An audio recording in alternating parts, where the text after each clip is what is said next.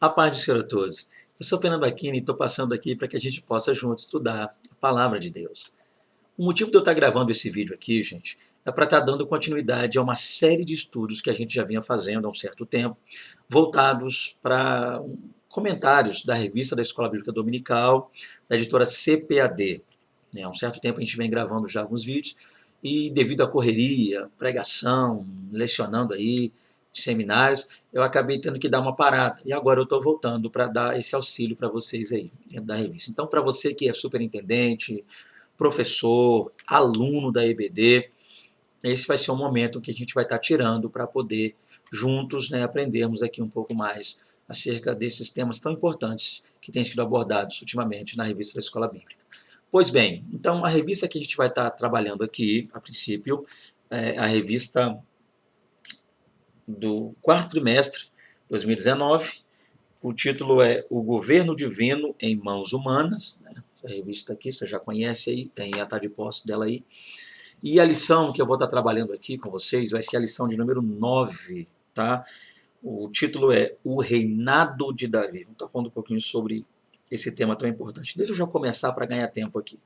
Vamos lá, texto áureo. Entendeu Davi que o Senhor o confirmava rei sobre Israel e que exaltara o seu reino por amor do seu povo. Está lá em 2 Samuel, capítulo 5, verso 12.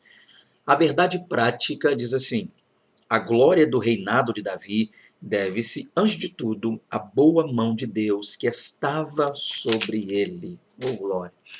A leitura bíblica em classe, gente, está lá em 2 Samuel, capítulo 5 também, mas vai dos versos 1 ao 12. Eu não vou ler para ganhar tempo aí, tá? Você está de posse da Bíblia, da revista, vai estar lendo aí na lição. Então, vamos começar aqui, a princípio, né?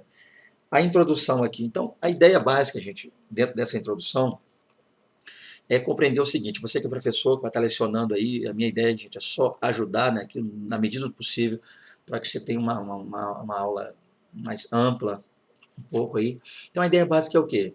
Dentro dessa introdução, nós vamos entender uma coisa: é mostrar para os nossos alunos, mostrar para aqueles que estão estudando essa lição, que o reinado de Davi, ele parte a princípio de Deus e não de Davi. É um desejo de Deus, uma vontade de Deus. E essa vontade de Deus, ela não é, né, como o comentarista coloca aqui, algo circunstancial. Por que é bom trabalharmos isso? Porque há quem pense, há quem diga, há quem ensine, que Deus só chamou Davi, Deus só parou para olhar para Davi porque Saul errou, porque Saul caiu, porque Saul pecou.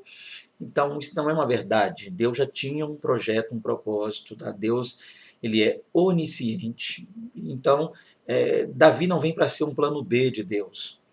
E para demonstrar que a escolha de Deus por Saul foi uma escolha errada, que Deus errou nessa escolha, como alguém de repente possa pensar, não sei.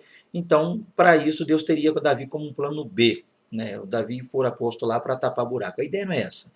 Então não é a circunstância, não foi a queda de Saul em si, os erros cometidos por Saul, que fizeram Deus olhar para Davi, como se Deus nunca tivesse olhado, ou pensado, ou visto, né, a pessoa de Davi. Então a ideia básica é que Deus tinha sim um projeto, um propósito para a pessoa de Davi. Então não era circunstancial. E também não era aleatório.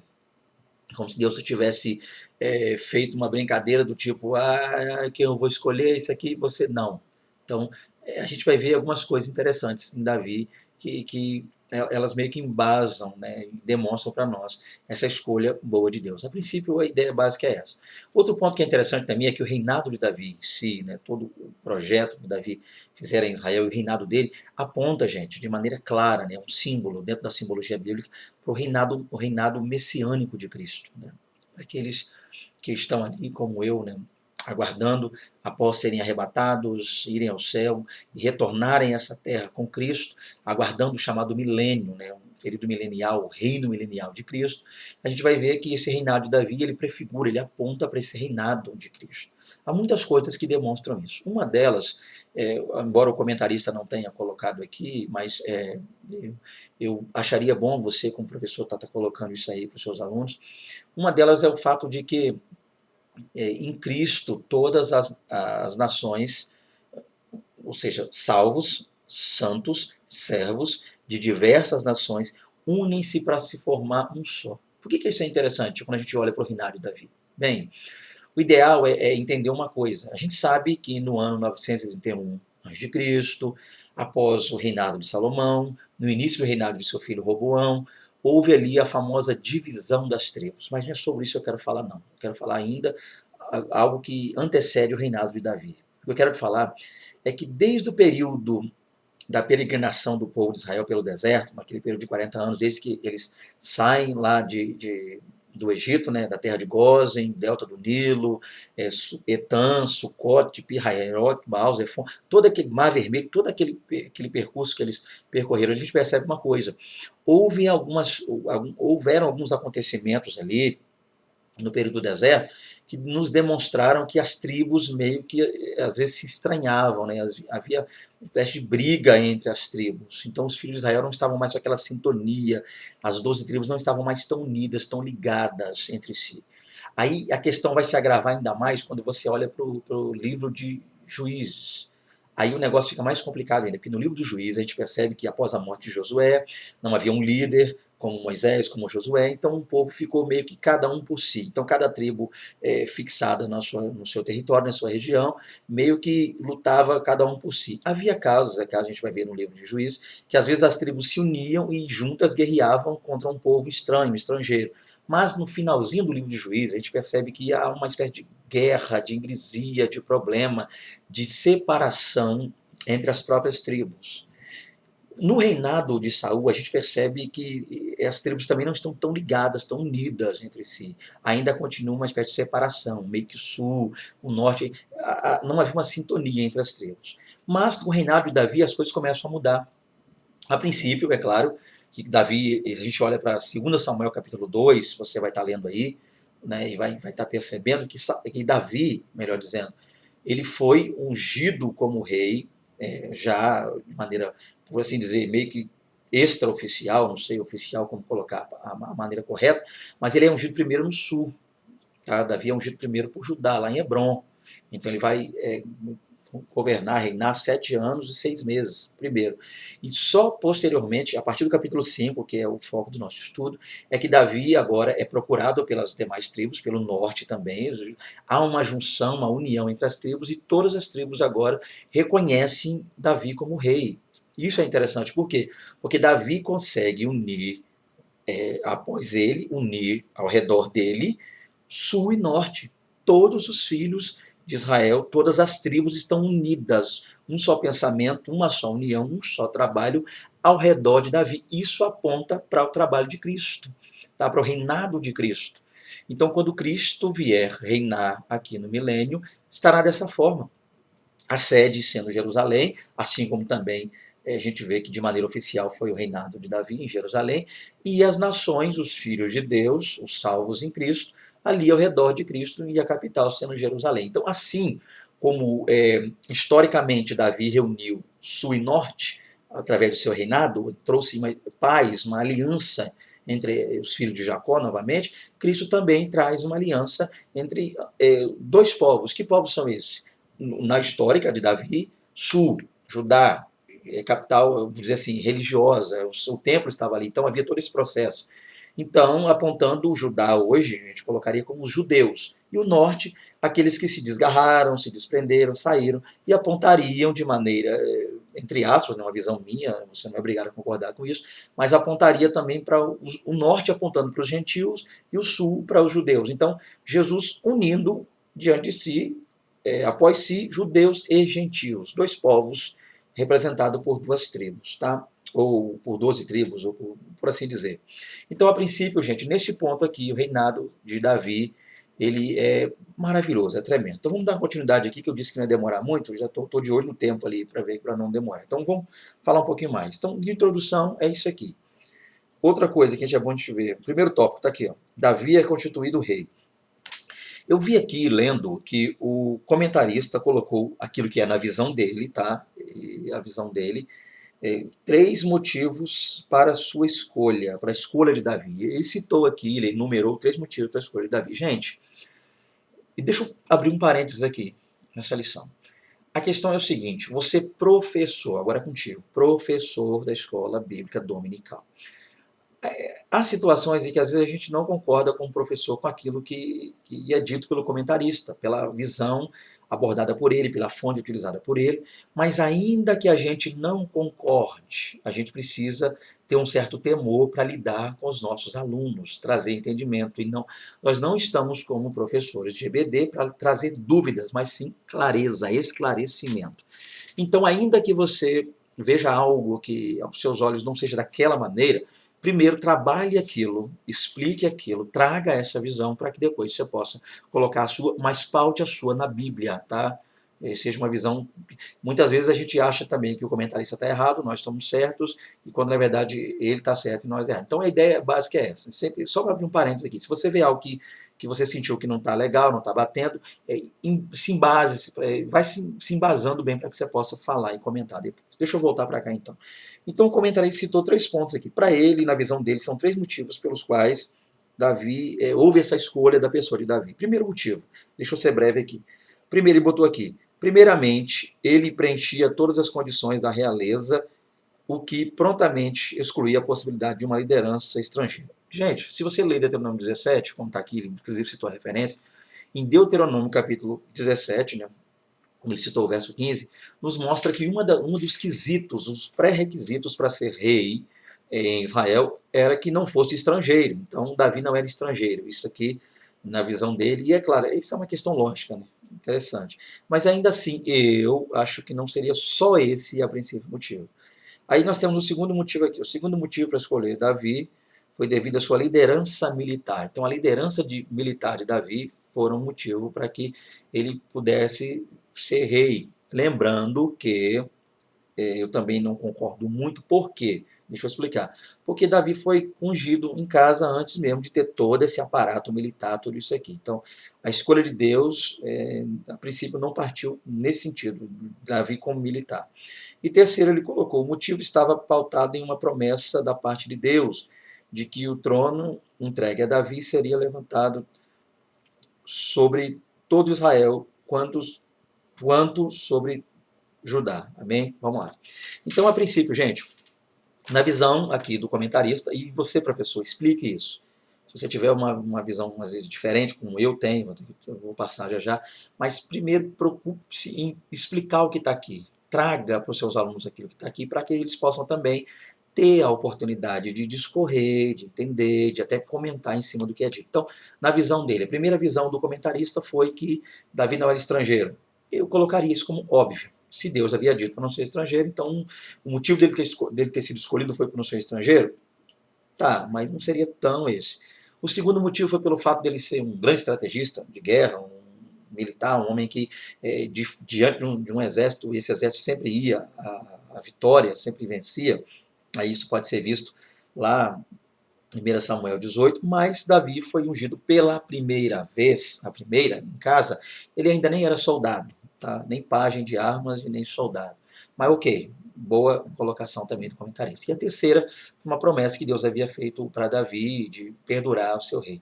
Eu, particularmente, é uma visão minha, e lembrando que aquilo que é meu, aquilo que eu analiso, você que está aí assistindo esse vídeo, a partir de agora, do que eu vou dizer, você não é obrigado a concordar comigo, tá? Deixa eu só colocar o que eu imagino, o que eu penso. Mas a minha ideia, eu gosto muito de embasar, e voltando aqui uma página, lá no texto áureo, eu acho que o texto áureo, gente, o texto áureo dessa lição explica-nos de maneira clara, concreta e expressiva a razão pela qual Deus escolheu a Davi. Vamos lá. Diz assim: e entendeu Davi que o Senhor o confirmava rei sobre Israel e que exaltara seu reino por amor de seu povo. É claro que esse versículo do capítulo 5, verso 12, está dentro da liturgia clássica, que vai do 1 ao 12, eu não vou ler. Então, se você ler aí direitinho, você, professor, com tempo, leia dos versos 1 ao 12 e a gente vai perceber o seguinte: as coisas que aconteceram, as tribos vindo a Davi, a gente vai ver também como Davi começa a trabalhar, a idade que Davi tinha quando ele for ali escolhido pelas demais tribos, mas algumas coisas são interessantes aqui para nós. Uma delas é entender esses 2 pontos. Com tudo que aconteceu para Davi do verso 1 ao 11, você vai ler aí, Do verso 1 a 11 nos mostra que no verso 12 Davi passou a entender. Olha que coisa interessante. E entendeu Davi. Davi chegou ao entendimento, e eu também chego a esse entendimento junto com Davi. Eu lendo esse texto, eu percebo que Davi entendeu que o Senhor confirmava sobre rei sobre Israel, tá? Pelas coisas que Deus havia feito na vida de Davi, a maneira como Deus veio honrando o reinado de Davi. E por quê? Qual seria o ponto? Quando eu paro para olhar só os méritos de Davi, eu acabo incorrendo até às vezes num erro. Qual? É sempre trabalhar essa ideia da meritocracia. Existe? Sim. É bíblica? Sim. Não estou dizendo que não é. Mas para que Deus escolhesse alguém para algo tão grande, tão macro, tão importante, eu acho que o fim em si não seria só a pessoa, o mérito da pessoa. Deus escolheu Davi porque Davi merecia ser escolhido. Escolheu Davi porque Davi era o melhor adorador, o maior. Ninguém. Não. O texto e o verso 12 aqui vai dizer o seguinte: no finalzinho, olha o finalzinho, e que exaltara o seu reino, por quê? Por amor do seu povo.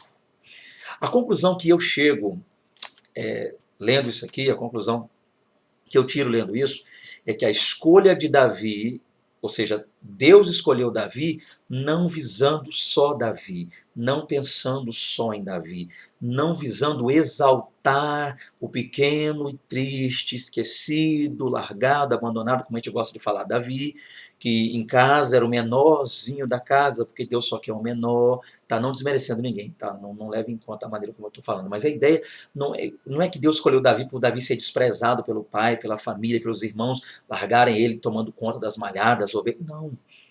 Deus escolheu Davi pensando no povo. E quando, gente, eu paro para fazer uma análise dessa, meu Deus, é importantíssimo demais.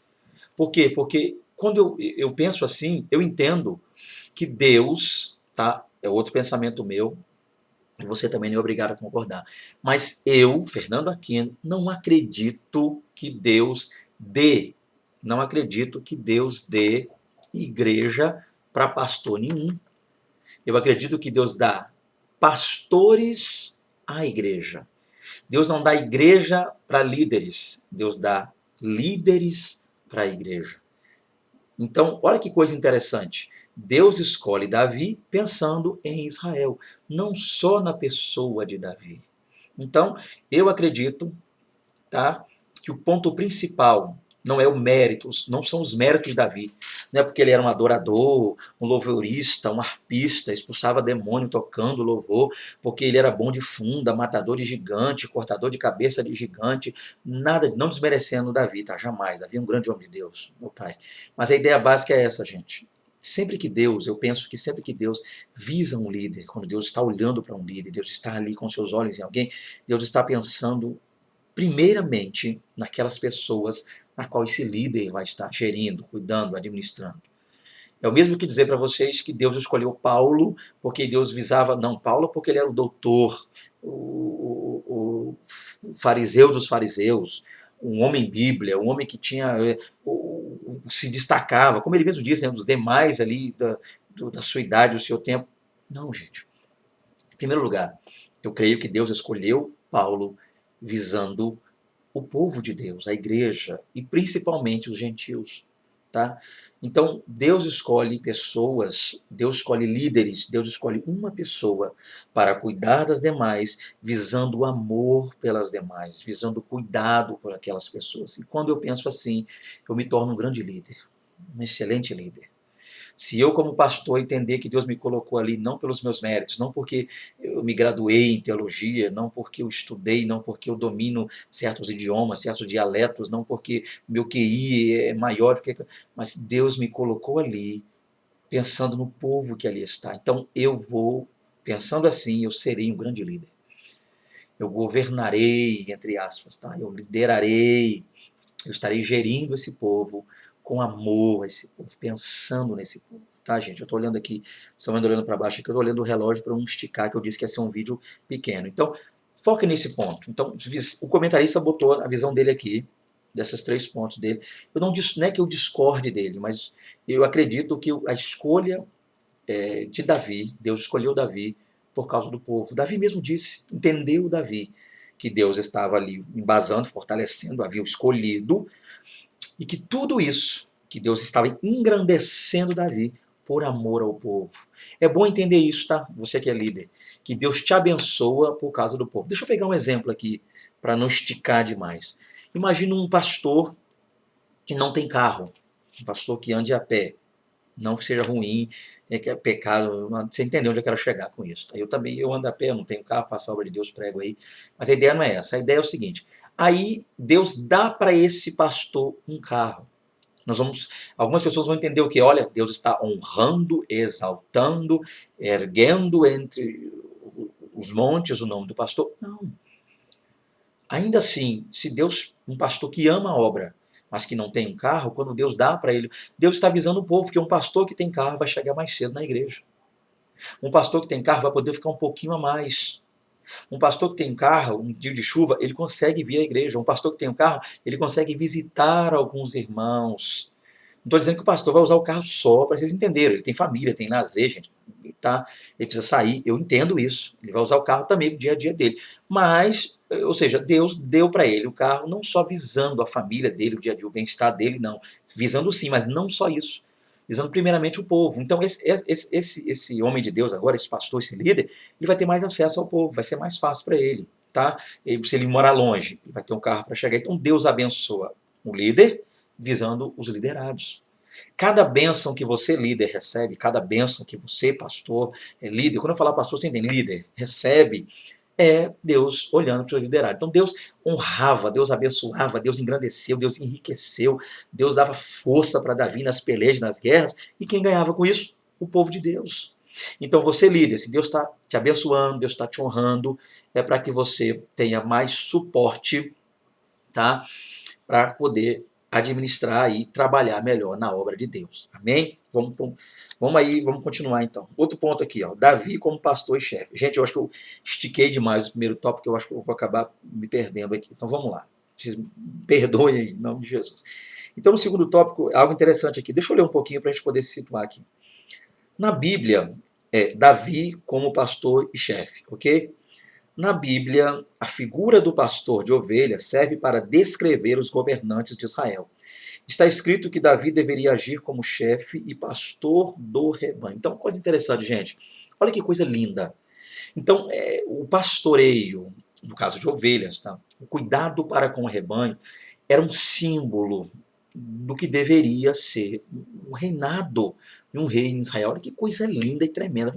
Vamos compartilhar isso aqui. Então, vamos lá. Na qualidade de chefe, então está aqui, Davi deveria ser, Davi, não só Davi, o rei, deveria ser a princípio um chefe. E a palavra está aqui, a palavra Nagid. A expressão hebraica Nagid aponta para chefe, que seria o quê? Um capitão, um príncipe, um líder, um cabeça. Então, a princípio, o rei era um chefe.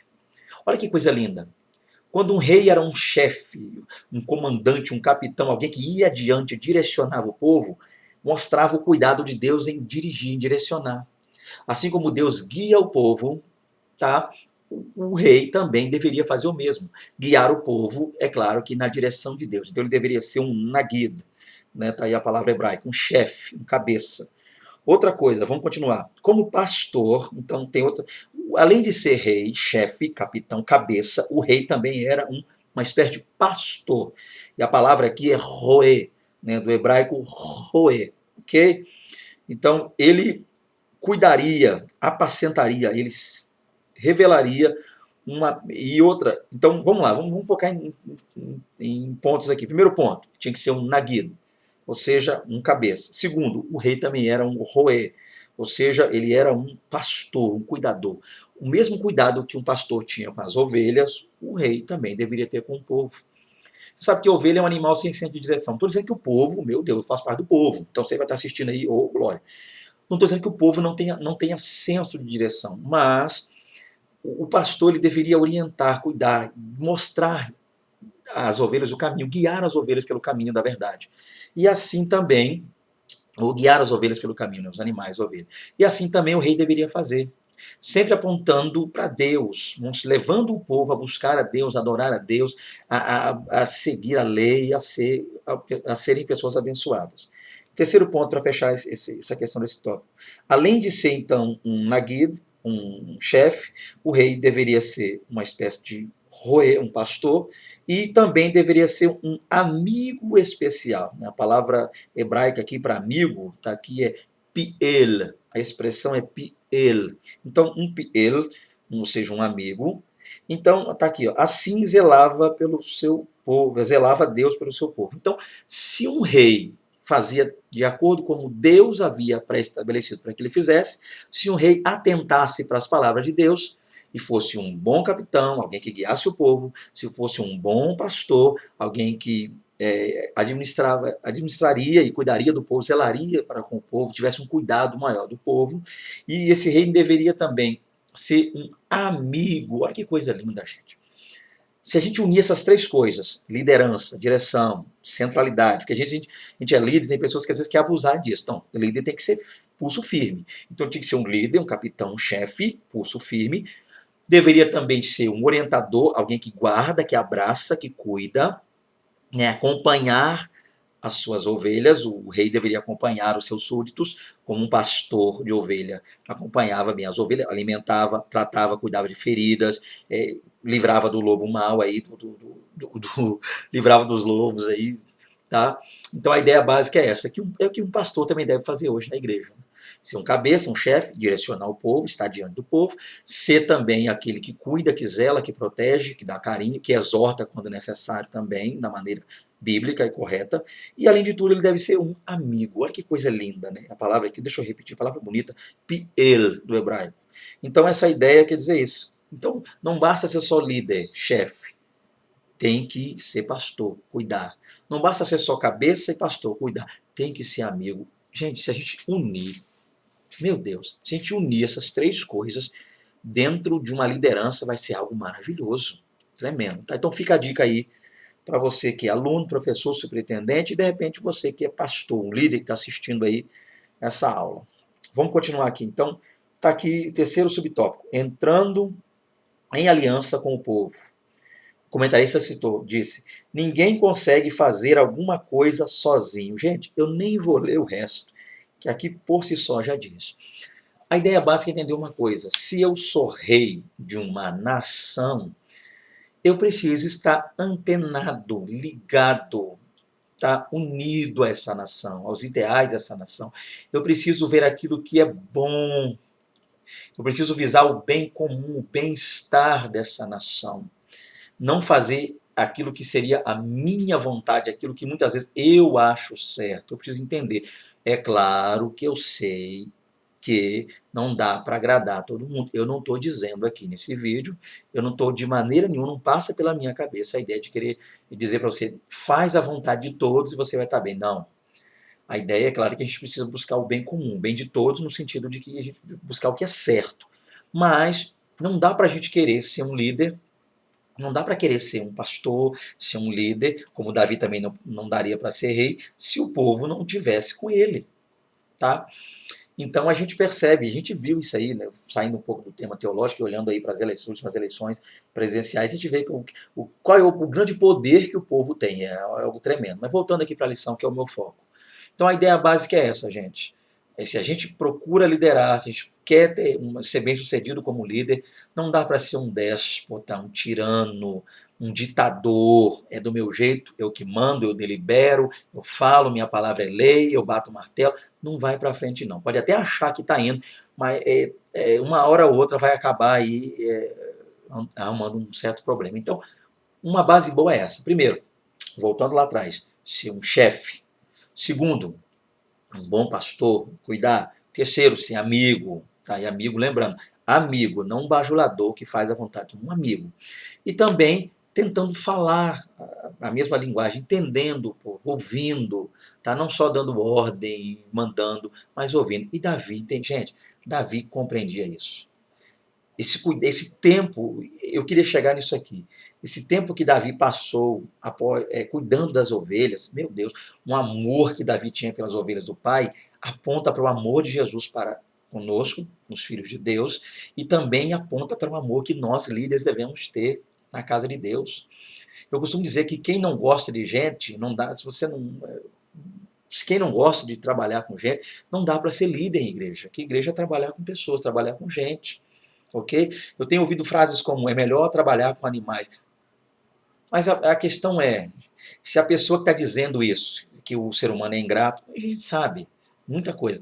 Mas a ideia é, essa pessoa ama, faz com amor, zela, é cuidadoso, para ouvir, é atencioso, para ouvir as pessoas, tem tempo, ou é aquela pessoa que bate o martelo, fala. Tá, a gente tem que analisar muita coisa, tá? Então deixa eu. Já está com quase 30 minutos de vídeo aqui, eu já estou com medo. Não vamos esticar muito, não. Então, ainda para fechar. Então, nesse ponto aqui, entendendo, entrando em aliança com o povo, está muito claro isso aqui. Eu creio que não preciso explicar tanto para você, professor. Deixa eu ir para o segundo tópico aqui, que é consolidação do reino de Davi. Eu não vou ler, porque agora sim, se eu ler o vídeo vai ficar muito grande. Mas tem aqui os subtópicos. A edificação de Jerusalém, e tem o segundo aqui, as reformas religiosas, e o terceiro, a suprema aliança davídica. Então vamos lá. A princípio, a ideia desses dois tópicos aqui, desse tópico aqui, gente, desses três subtópicos, é você, professor, mostrar para os seus alunos que o que manteve o reinado de Davi não foi o início, no sentido de as nações terem buscado ele, chamado como, e ungido a ele, a cabeça dele. Não. Porque uma coisa é você dar início a algo, a um trabalho. Outra coisa é como é que esse trabalho vai dar continuidade. É o meio desse trabalho e o fim dele. Então, Davi entendeu que ele, apesar de tudo, foi muito lindo a cerimônia, foi muito linda a unção na casa dele, ver os irmãos ali olhando para aquela, foi algo, vamos dizer assim, tremendo, foi exaltado em casa tal, também em Hebron, também. Mas a ideia básica é que Davi entendeu que ele foi chamado para trabalhar, para cuidar, para zelar, para governar, para reinar. Então, a garantia do reinado de Davi deve-se, é claro, com certeza, a Deus, mas nesse ponto aqui, a continuidade do reinado de Davi ao trabalho dele. Davi nem bem começou a reinar e já estava trabalhando. Então você que é líder, às vezes a pessoa recebe um cargo de liderança, passa um ano, dois ou mais, não sei, e não atende a demanda e às vezes sai murmurando quando é trocado, sai falando que as pessoas são contra a sua liderança, se levantaram contra mim. Como diz aí um líder espiritual conhecido aí, estou sendo perseguido. Então a ideia básica é essa, gente. Davi entrou trabalhando. Foque nisso aí, professor. Eu sei que tem muita coisa para falar aqui, né? Davi, no início lá do seu reinado, o que o comentarista vai trabalhar aqui, a questão de Davi ter tomado a cidade de Jebus, né? Ele foi até os Jebuseus, uma fortaleza que a gente conhece como Jerusalém, até então impenetrável, ninguém havia entrado ali, então Davi olhou para aquela terra, logo no início, criou uma estratégia, até então, eu creio que não vista ainda, né, dentro das milícias de Israel, invadiu aquela terra, tomou para si, deu àquela terra o nome de Cidade de Davi. Olha que coisa interessante. Se não me falha a memória, o hebraico é Lev David, ou seja, Cidade de Davi, se não me falha a memória. Mas a ideia básica é o quê? É que Davi começou a governar, partiu para o trabalho, entrou numa área em que os próprios hebreus diziam ser impossível entrar. Então, onde eu aprendo aqui? Você que é líder, começou, arregace as mangas, trabalhe. Trabalhando, faça aquilo que quem estava antes acha que era impossível. Olha que coisa maravilhosa para um líder trabalhar, gente. Davi foi lá, arregaçou as mangas e fez o que aos olhos dos demais era impossível. Então, às vezes, você entrou para trabalhar num setor lá, liderar um setor na igreja. Que aí uma área que precisa ser mexida, algo precisa ser feito. Alguém vai dizer, não mexe aí não, isso aí estão tem anos, e larga para lá. Mas se há necessidade, busque de Deus força, direção, arregace as mangas e transponha em nome de Jesus essa muralha. Mostre que você chegou aí para trabalhar para Deus, para fazer a vontade de Deus. Então Davi começou bem. Conquistou a cidade dos Jebuseus, deu a essa cidade o nome de, lembrei, não é Lev David, não, é Ir David, perdão, é Ir, a palavra hebraica para a cidade é Ir, a palavra Lev é coração, desculpa. Então, Davi conquistou ali a cidade de Jebus e deu o nome de Ir David, ou cidade de Davi, ok? Então, Davi, e além disso, né, a gente vai ver aqui também, deixa eu ver, aí tem as reformas religiosas. Então, outra coisa que é interessante aqui, dentro disso aqui, acho que o mais interessante é falar sobre a tentativa de Davi a princípio, né, tentou e depois conseguiu, de trazer de volta a Arca da Aliança. Gente, Saul governou também Israel por 40 anos. E Saul não trouxe a arca de volta. É, a ideia básica é que, sendo a arca um símbolo da presença de Deus, um símbolo praticamente máximo da presença de Deus, entre aquele povo, aquele período ali, nós sabemos que hoje a nossa arca é Cristo, daí eu não vou entrar nesse mérito aqui de simbologia, tipologia bíblica, mas no fato de que naquele tempo a arca da aliança, a arca do concerto, né, a Aaron HaKodesh, a arca da aliança lá, o que acontece? Ela mostrava que ela era a presença de Deus, mas durante o reinado de Davi, 40 anos, durante o reinado, de Saul, a gente não vê toda essa reforma religiosa, uma busca pelo sacerdócio, a gente só vê Saul decaindo ainda mais. Mas Davi, além de trazer uma reforma na área política, conquistas, alargar as fronteiras de Israel, Davi também está preocupado com a questão religiosa. Então, além de ele estar preocupado com a segurança do povo, olha que coisa linda, ele conquista Jebus, a segurança do povo, mostrando que Deus estava com eles. E Deus, a segurança de Israel era Deus, e não o próprio Davi. Ele também está preocupado com a questão religiosa. Então ele quer trazer de volta, na visão dele, a presença de Deus. Ele errou em alguns pontos? Errou. Então eu acho que não compensaria, não teria tempo hábil de falar sobre isso. Inclusive, deixa eu abrir aqui o vídeo, fazer um merchandising aqui. Eu lancei um livro, né, chamado Guiados pela Glória, na qual nesse livro eu narro esse evento onde Davi está tentando trazer a arca, os erros que ele cometeu ali e como ele acertou depois. Então, se você quiser adquirir esse livro, entre em contato conosco depois para a gente ver isso. Voltando para a aula, tá? Vamos lá. Então a ideia básica é o que aqui? Davi quer trazer a arca da aliança de volta. Então Davi não quer trazer a arca, a madeira. Davi quer trazer a presença de Deus, porque ele sabe que um reinado abençoado é um reinado cuja presença de Deus é o divisor de águas, o diferencial. Então você líder, que coisa linda, coisa maravilhosa. Presença de Deus para a sua igreja, presença de Deus para a sua casa, presença de Deus para a sua vida, presença de Deus para o seu ministério, presença de Deus no teu trabalho, presença de Deus na rua, onde você trafega, presença de Deus. Amém? Deixa eu caminhar que eu estou quase terminando. Meu pai, o vídeo está grande ali. Depois você não vai nem querer assistir mais, Jesus. Vamos lá. 3. Supremacia da aliança davídica. Outra coisa que é interessante. Quem profetizou sobre a aliança davídica foi Natã. Assim como Deus falara que abençoaria a família de Abraão, não seria diferente com Davi. E ele e sua família teriam um grande nome. Então vamos ver o seguinte, vamos lá. Podemos ver que 3 coisas importantes iriam concretizar a aliança davídica. Vamos ver essas 3 coisas. A firmeza de sua família na terra. Então, gente, Deus fez uma promessa não só para Davi, por amor a Davi, Deus abençoou a casa de Davi. Olha que coisa tremenda, gente. A nossa casa é abençoada pela nossa fé. Oh, glória. Lembra lá do carcereiro? Creia no Senhor Jesus Cristo e será salvo, tu e a tua casa. Não estou dizendo que eu, por ser um chefe de família crente, que a minha família vai ser salva só por ser minha família. Não. Mas a minha busca por Deus, ser um líder dentro de casa, um líder na igreja, um líder em qualquer segmento, buscando a Deus, a minha família estará propensa, glória a Deus, também a seguir. Os exemplos que eu dou diante de Deus impactam a minha família. Então, a família de Davi foi abençoada, embora há muitos episódios ruins envolvendo a família de Davi, né, que não teria tempo eu de falar aqui, mas Deus tinha uma promessa para com a família de Davi, por causa dele. Vamos lá. Outra coisa. Seus sucessores teriam a presença de Deus. Olha que coisa linda, está englobado na primeira.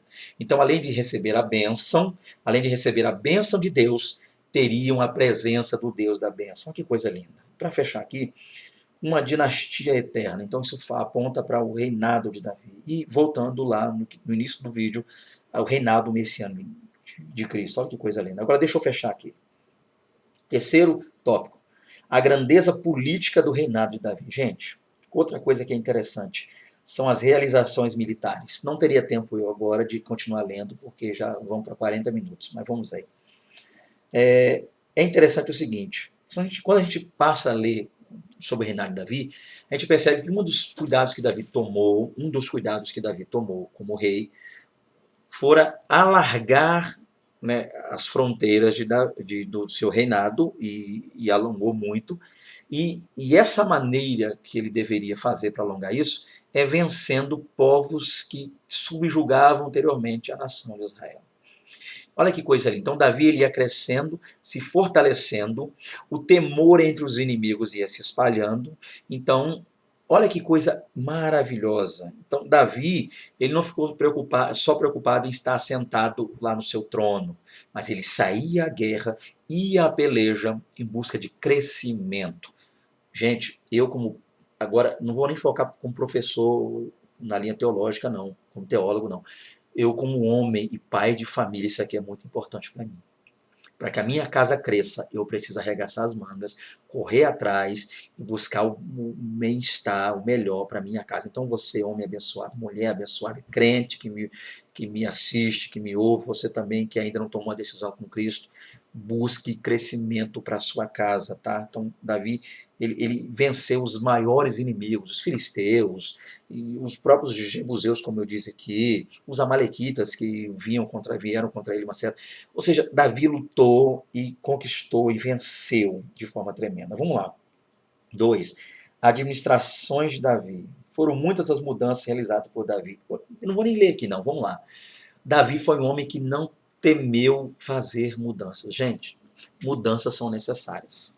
Líderes, pastores, pregadores, maridos, esposas, crentes, certas mudanças são necessárias. A gente precisa fazer algumas mudanças internas, às vezes nós mesmos, e às vezes externas, às vezes no nosso ambiente, nossa casa, nosso ministério, nossa igreja. Então, a princípio, o conselho que eu dou para você, e você, professor, trabalhe isso com seus alunos, não temam as mudanças são necessárias, ok? A gente precisa estar preparado para a mudança, desde que tais mudanças não sejam mudanças boas, tá? Mudanças que venham trazer edificação. Então, a gente precisa mudar em áreas que precisa trazer edificação. Por que eu estou falando isso? Porque nós brasileiros temos uma frase que diz assim, e é ligada, inclusive, essa frase ela é ligada ao futebol, mas ela é aplicada a diversas áreas. O brasileiro costuma dizer que time que está ganhando não se mexe. Então, às vezes, a gente perde como líder, erra como líder, nosso ministério cai, vai à falência por causa disso. Há necessidade da mudança, precisamos de mudar, e nós estamos ainda presos, atrelados a coisas antigas. Quer um exemplo disso, bíblico? 1 Samuel 16, verso 1. Até quando terás tu dó de Saul, havendo eu rejeitado, para que não reine sobre Israel? Levanta, enche o teu vaso de azeite e vem, pois enviar-te-ei a Jessé o belemita, porque dentre os teus filhos me tenho provido de um novo rei para Israel. Então vamos lá, gente, mudança. Samuel ainda temia a mudança, mas ela era necessária. Então, Davi, ele era um rei voltado a mudanças. O que ele viu que estava bom, a gente às vezes deixa como está. Se estiver bom, mas estiver excelente. Mas se der para melhorar, vamos melhorar. Agora, aquilo que está ruim, que é visível aos olhos, está ruim, vamos mudar, gente, mudança. Outro ponto interessante aqui, vamos continuar. Aí o terceiro subtópico. O culto público. Outra coisa que Davi também, em outra área. Não, deixa eu falar uma coisinha ainda, dentro das mudanças. Davi fazia mudança, mas Davi era um camarada. Olha que coisa linda, gente. Davi era um camarada, o meu pai. Tremendo. Em que sentido? Ele era amplamente organizado. Vamos ver isso aqui, ó. Lá ainda no segundo subtópico, né, página 44 para o aluno aí, tá aqui, ó. No comando de suas tropas estava à frente de Joabe. Então, estava à frente, a Joabe.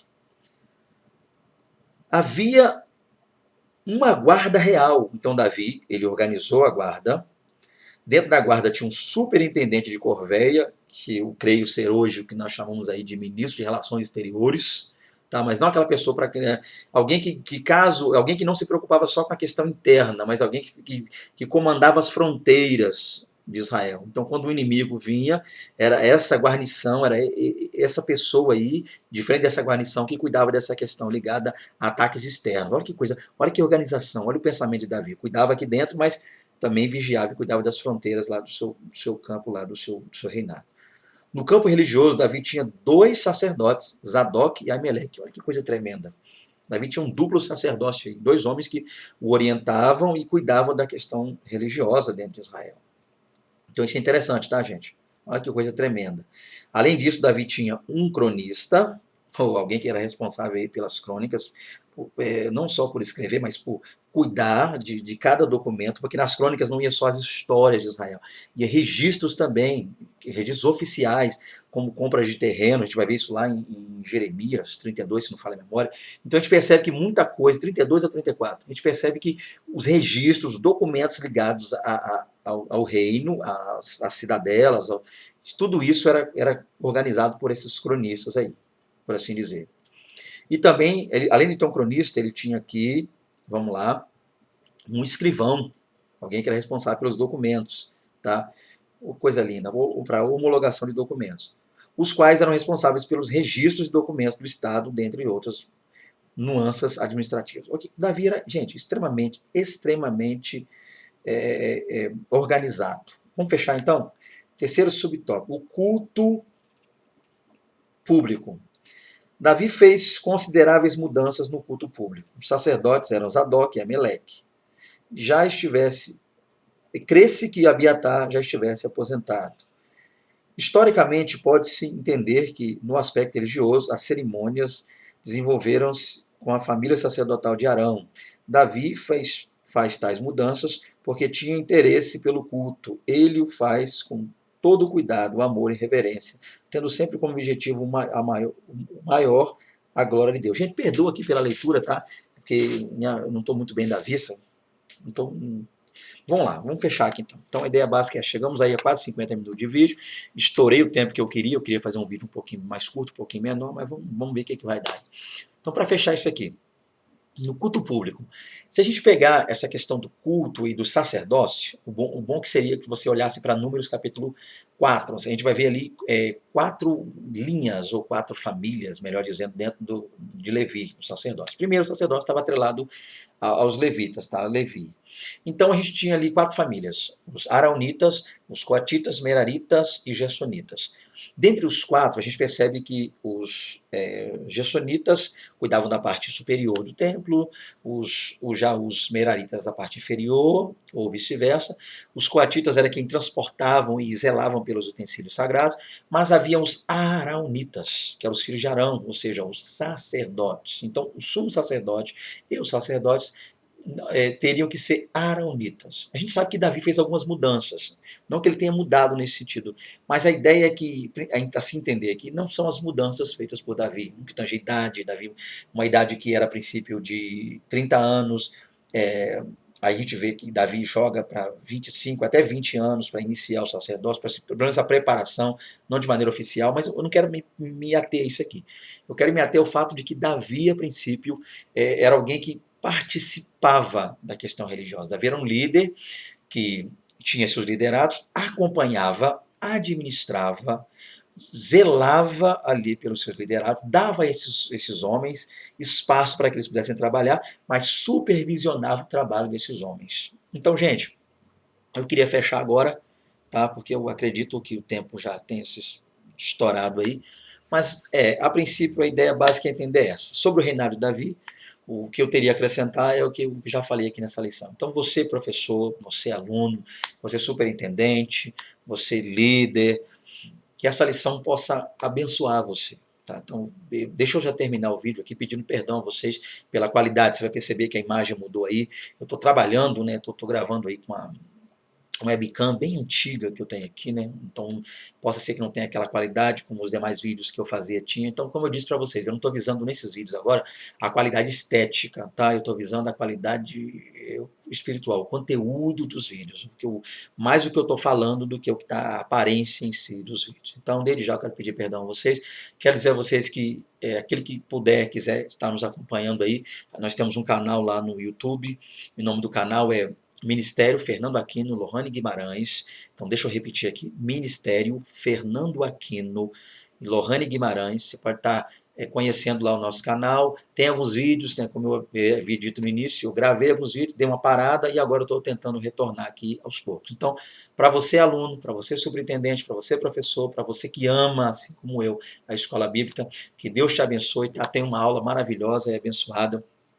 Conte conosco. Estamos aí caso queira nos contatar, para que a gente possa estar indo aí lecionar também a escola bíblica na sua igreja, tá? A gente também trabalha com CAPEDS, ou seja, curso de aperfeiçoamento da professora de escola bíblica dominical. Temos um material aqui já todo elaborado nesse sentido. Você pode estar entrando em contato para que você possa conhecer o nosso trabalho, ok? O telefone de contato é o 27, na operadora 27 999 30 8767, ou seja, 27 999 30 8767. Que Deus abençoe. A paz do Senhor, em nome de Jesus.